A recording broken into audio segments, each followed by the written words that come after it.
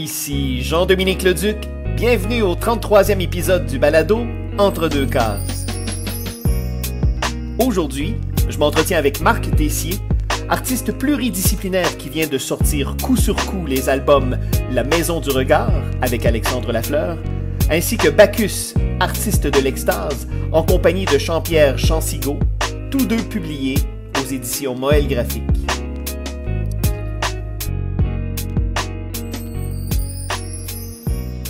Marc Tessier, salut. Salut Jean-Dominique. Alors, troisième passage au micro d'Entre deux cases. Ouais, t'es un habitué? Oui, je suis moins nerveux, là. Je suis moins, mais on le voit pas à la radio, ça. Non. Ben, on le sent pas non plus en personne, fait que ça va. Okay. Ça passe très bien. Écoute, la raison pour laquelle je te reçois, c'est que tu as publié coup sur coup, en mai, 2 albums. Et on parle pas de fanzine, on parle d'albums vraiment conséquents. Alors, furent publiés aux éditions Moël Graphique La Maison du Regard, en compagnie d'Alexandre Lafleur, qui est l'intégrale et même plus de récits cumulés que vous avez réalisés dans les années 90. Et tu as publié également Bacchus, artiste de l'extase, en compagnie de Jean-Pierre Chansigaud. Alors, grosse saison, Marc? Ben, c'est drôle, les gens me disent tout le temps ça, comme avec René Lévesque puis Dallaire, c'était back-to-back aussi. Puis les gens disent « Wow, t'es productif », mais c'est ça que je disais. Mettons, Bacchus, ça a pris 4 ans de travail. Puis La Maison du Regard, ben, comme c'est du matériel déjà, à part une nouvelle histoire qu'on a réalisée à l'automne, moi et Alexandre, tu sais, La Maison du Regard, ça a été un plaisir à monter, c'était le fun, c'était comme, tu sais, Bacchus, ben, c'est une autre affaire, c'est 4 ans de travail, de recherche, c'est beaucoup. Fait que c'est bien différent, c'est juste que, on dirait que les circonstances de la vie font que les deux sont sortis en même temps. Et c'est intéressant, ces fameuses circonstances-là, parce que, évidemment, c'est 2 albums qui se répondent. Oui, je dirais que oui, parce que quelque part, il y a une similarité dans l'exploration des thématiques, tu sais. Mais d'un point de vue, je dirais, de gars dans la vingtaine, trentaine pour La Maison du Regard, puis là, ben, d'un gars dans la soixantaine pour Bacchus. C'est comme, dans le fond, Bacchus, c'est le trajet, c'est que tu vois des auteurs de La Maison du Regard, où ce qu'ils sont rendus. Oui, voilà, c'est tout le chemin parcouru. J'ai trouvé ça infiniment touchant. Puis bon, évidemment, j'ai collaboré aux entrevues avec Alexandre et toi pour La Maison du Regard. Donc, j'ai vraiment eu l'opportunité de me pencher sur votre travail, de préparer une entrevue, de tout relire votre matériel. Mais et je t'avoue que quand j'ai débuté la lecture de Bacchus, tout de suite, j'ai été habité d'une vive émotion. Parce que c'est tout le chemin parcouru. Et si La Maison du Regard, c'est l'idée de se placer face au monde en ouverture, Bacchus, c'est tout ce que tu as reçu, en fait, de ce monde-là. La conséquence de l'ouverture au monde, elle se trouve dans Bacchus. Et Bacchus, pour moi, c'est un album double. Il y a beaucoup de dualité dans cet album-là. Et comme on a beaucoup parlé du théâtre et son double d'Artaud pour La Maison du Regard, je trouvais ça intéressant parce qu'évidemment, dans La Maison du Regard, il y a une initiation au montage photo. C'est sûr que ce qui est prédominant dans cet album-là, c'est le découpage séquentiel, c'est la bande dessinée. Alors que là, quand on arrive dans Bacchus, tout à coup, oui, il y a de la bande dessinée, mais il y a beaucoup de photomontage. Tout à coup, il y a un transfert qui se fait.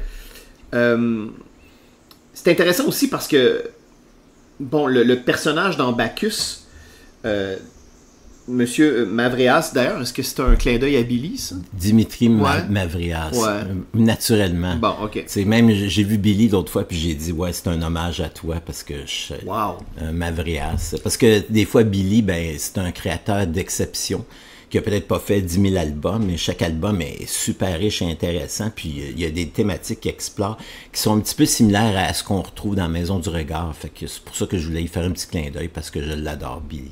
Mais c'est intéressant parce que le personnage dans l'album, puis on va y venir plus tard, mais On traverse avec lui 4 décennies, des années 50 à 90 environ, alors que, toi, ton propre parcours, c'est des années 80 aux années 2020 quelques. Donc, pour moi, il y a beaucoup de mise en abîme. Pour moi, Bacchus, c'est une lecture qui est tellement stratifiée, qui est tellement dense, que c'est un album qu'on ne peut pas lire qu'une seule fois. C'est impossible on peut le lire une seule fois, mais... Non, on peut le lire une seule fois, puis le tirer dans le coin, puis pouvoir oui, mais jamais le lire. T'sais. Oui, sauf que qu'est-ce que la lectrice ou le lecteur aura lu à ce moment-là? Parce qu'il y a tellement de matériel. Mais j'espère qu'il y a une histoire au général qui unit le tout. Ah oui, évidemment. Parce que moi je t'écoutais tantôt, je pensais, tu sais, des albums comme René Lévesque, puis Un Paris pour Dallas, c'est plus de la biographie, du documentaire, de la recherche, des faits, du factuel. Même si des fois, on peut utiliser un petit peu les instruments de la fiction pour relier des événements. La Maison du Regard puis Bacchus, c'est plus un travail d'artiste, dans le sens que c'est plus personnel, c'est plus des explorations qui sont tournées vers soi, puis vers le monde. Fait que, puis il y a toute une dimension de mixage, de multimédia, de travailler la photo, d'intégrer d'autres affaires dans l'histoire pour pas que le récit narratif soit juste véhiculé par le dessin. Mm-hmm. Moi, je trouve ça intéressant d'essayer la photo, faire des photoromans, puis tout ça, puis travailler d'autres formes d'expression narrative. Fait que celle-là, puis je pense que comme dans Maison du Rock, Bacchus, il y a de la performance.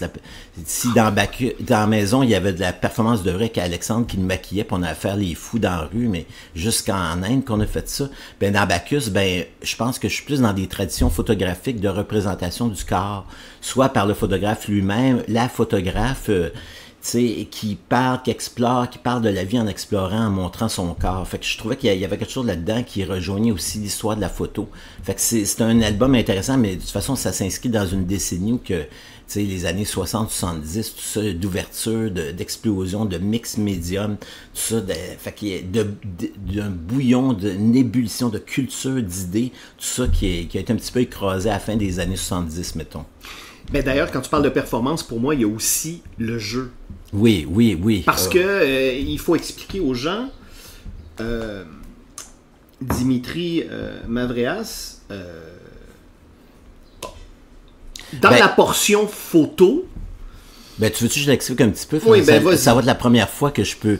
Dans le fond, le livre Bacchus, artiste de l'extase, c'est une monographie.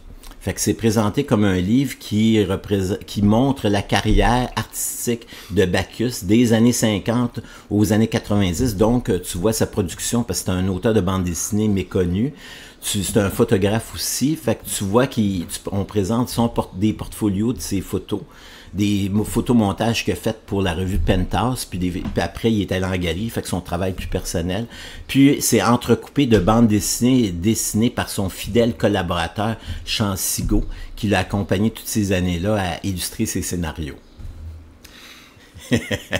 Et c'est pour ça que je parlais de stratification dans les niveaux de lecture, parce que ce personnage-là, en traversant 4 décennies, va aussi traverser des grandes traditions et de la bande dessinée et de la photographie. Ouais. Tu parlais de Penthouse, donc de la photo érotique, dans les années 70, qui n'a rien à voir avec la photo. Ben, de toute façon, maintenant, est-ce qu'il s'en fait encore vraiment beaucoup de la photo érotique? On est plus dans une industrie de vidéo maintenant, mais...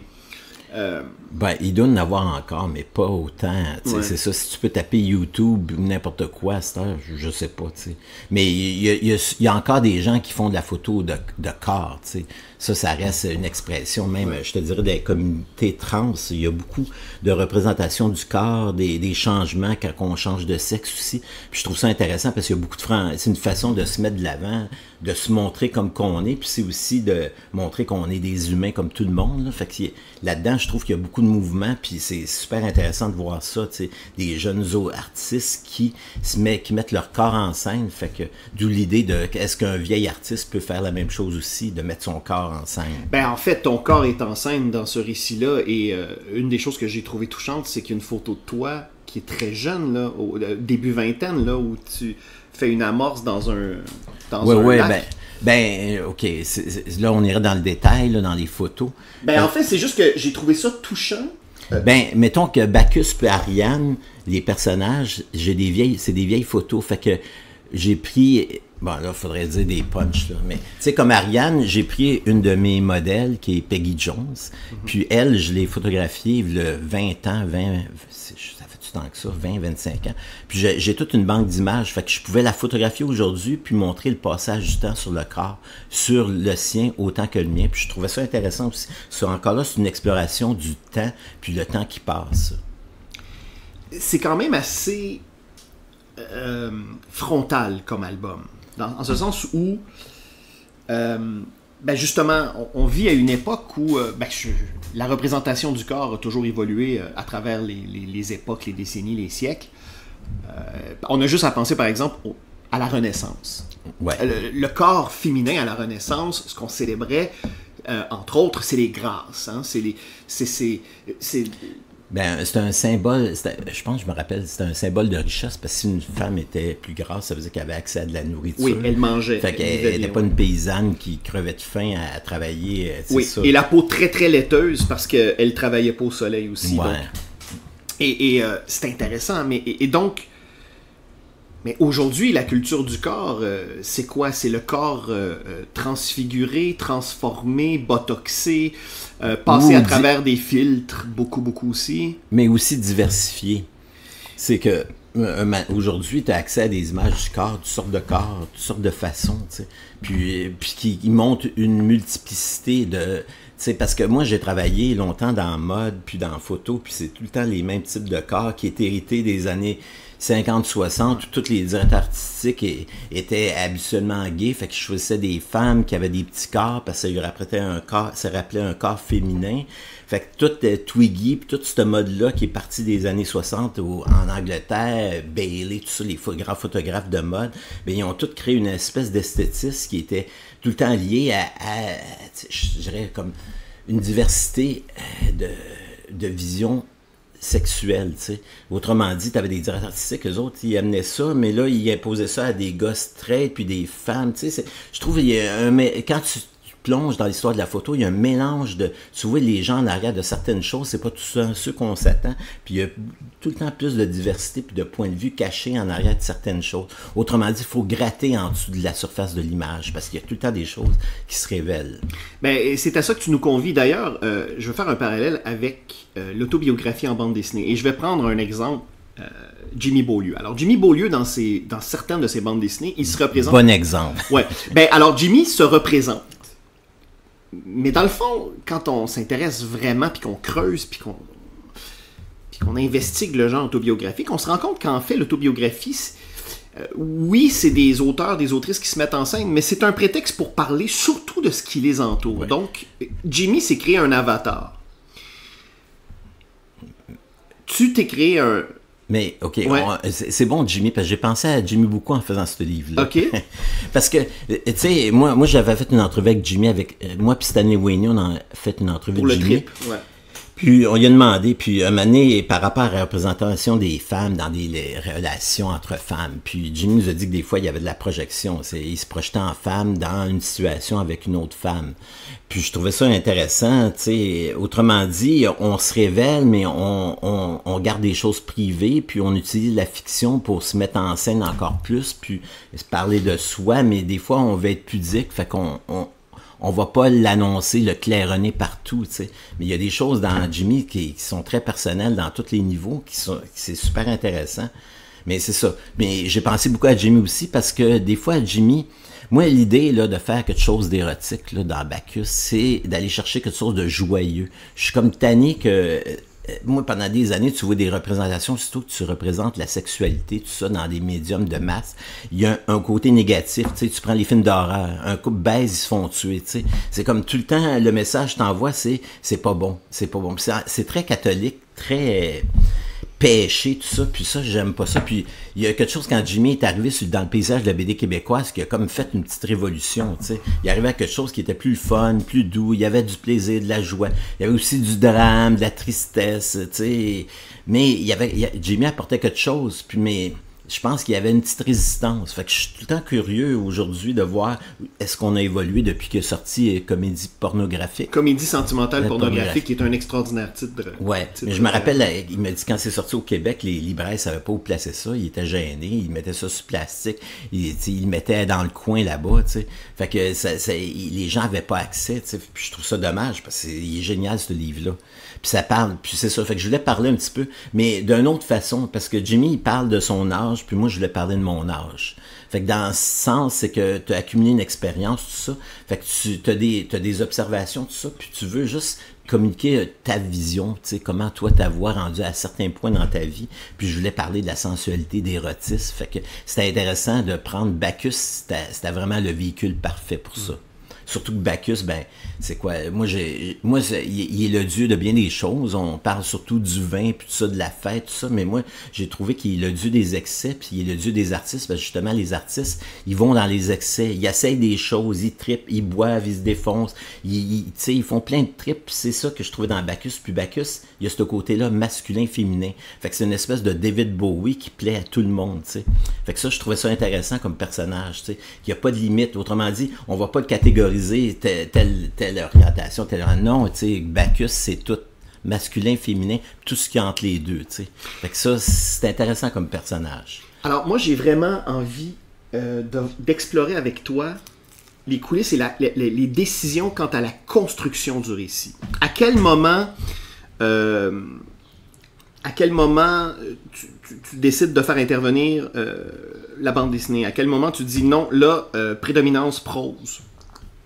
Non, on va aller du côté de la photo. Tu sais, je pense à ton collaborateur Jean-Pierre Chansigo. Comment s'est passé le travail avec lui? Parce que forcément, lui, il ne devait pas avoir une vue d'ensemble du projet. Non, il ne l'a pas encore. Okay. Non, mais c'est bon parce qu'il m'a écrit, puis là, après le festival, il s'est mis à travailler, puis il n'a pas eu le temps. Là, fait qu'il m'a dit, il a bien trippé au festival, mais il n'a pas eu le temps de le lire. Mais il va le lire parce que ça va être pour lui la première fois qu'il voit tous les éléments qui se relient ensemble, tu sais. Fait que c'était correct. Moi, c'est comme travailler en tant que cinéaste. Moi, je suis le réalisateur, puis Jean-Pierre, c'est le directeur photo. Fait que Jean-Pierre, il n'a pas besoin de savoir toute l'histoire au complet. Il a juste besoin d'éclairer ses scènes à la perfection. Ouais. Ah, c'est une belle analogie. Oui, c'est une belle analogie, ça. Fait que c'est... Ouais. Parce que, bon... entre autres, il est question de l'histoire de la bande dessinée. Mais c'est aussi l'histoire de l'art en général. Oui. D'ailleurs, je voudrais citer un extrait à la page 5 qui se lit comme suit. Le corps et sa représentation sont avant tout des éléments narratifs éclairant l'époque où ils furent créés. Le corps raconte une histoire, celle des changements sociaux qui balisent la société. Alors en fait, ça, c'est les fondements même de l'histoire de l'art, là. Ouais. La représentation du corps. Puis c'est drôle parce que comme j'essayais d'expliquer tantôt, c'est difficile, et je dis bien essayer, parce que on a un rapport très très contradictoire, moi je trouve, au corps, parce que jamais ne fut-il autant dévoilé grâce aux multiples plateformes auxquelles on a accès en 2024, mais jamais autant il y a eu de filtres, et il y a eu au niveau esthétique et au niveau médical, autant d'options, d'interventions qui peuvent transformer le corps, qui peuvent... venir retoucher certaines imperfections. Ce qui fait que... Ou le transformer d'homme à femme, femme à homme. Oui, effectivement. Et c'est jusque-là. Donc, tout à coup, le corps, c'est plus une matière immuable. Il y a quelque chose qui se travaille, il y a quelque chose qui se transforme. Mais c'est ça, donc, je trouve qu'on vit à une époque où on voit des représentations de corps. Mais c'est comme ça, on ne voyait plus vraiment ce que c'est que des vrais corps. Et d'autant plus pour des gens un peu plus âgés. Mais c'est ça, un moment donné, j'en parle à la fin. Là. Il y a un photographe canadien qui a photographié il s'est photographié nu, puis il a photographié sa mère qui avait peut-être 90 ans. Il l'a photographié nu, tu sais. Puis la première fois que j'ai vu ça, c'est choquant, tu sais, parce que t'es pas habitué de voir ça. Un corps aussi vieux, la nudité, puis c'était... mais c'était des belles photos. C'est ça que j'ai trouvé. Des fois, c'est intéressant les artistes, là, qu'est-ce qu'on ferait sans les artistes? Parce qu'ils nous amènent une vision, puis il faut accepter des choses, des fois, plus vite que n'importe quel législateur avec 10 000 lois, là. Tu sais, un artiste t'amène avec une image de représentation, puis c'est comme, OK, ça te fait réfléchir, ça t'arrête, ça te pose un instant, puis c'est le contraire des images aujourd'hui qu'on swipe. Puis il y a des images, des fois, que ça te hante, puis c'est ça que je trouve intéressant. Puis le corps, ben, il faut le montrer, il faut avoir plus, parce que même si on les voit plus de corps partout sur l'Internet, partout, ils sont pas contextualisés. Puis il y a aussi, c'est de surface. Puis moi, ce que je trouve intéressant de faire un livre, c'est aller en dessous de la surface, sous la couverture. Oui, et Dieu sait que tu nous y amènes, parce que et là, je veux pas utiliser une formule choc facile, mais il y a une mise à nu chez toi dans l'interprétation du personnage. C'est-à-dire qu'à l'image, tu t'y dévoiles Mais je sais pas ça, tu sais. Moi, je suis contraire de toi. Je suis un acteur manqué. Fait que, tu sais, moi, j'aime ça jouer, tu sais. Puis je trouve ça drôle, c'est un jeu, tu sais. Puis ça revient à Artaud, puis à la Maison du Regard. Fait que si je me mets en scène, c'est comme, si je me mets en scène pour l'histoire. Si je me vois pas, moi, être en scène. Mais non, mais c'est ça, jouer. Mais c'est exactement ça. C'est le personnage qui est là pour moi. Ouais. Fait que c'est pour ça que je trouve ça intéressant.